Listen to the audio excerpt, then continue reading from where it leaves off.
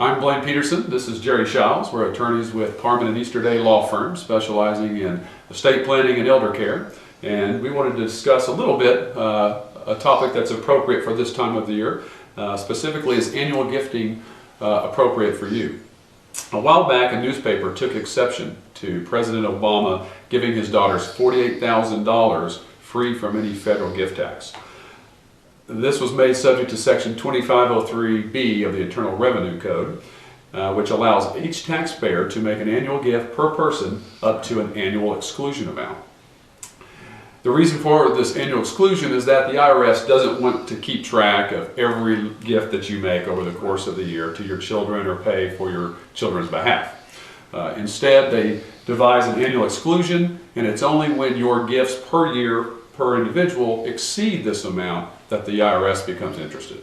Right, and you know, we're talking about amounts of $14,000 per person per year, so we're not talking huge sums, and yet that might be an amount that's needed to help your children out if they're having difficulties or whatever the case may be.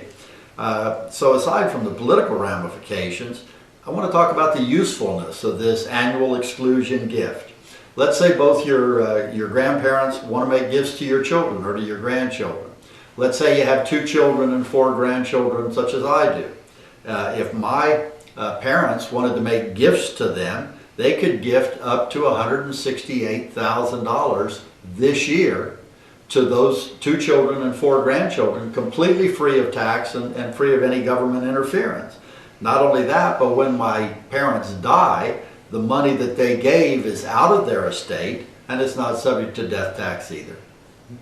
Plus, Jerry, if your family wants to make gifts in, for example, December of this year, 2013, and then again in January of 2014, they're able to make gifts of $336,000 per person between those 2 gifts.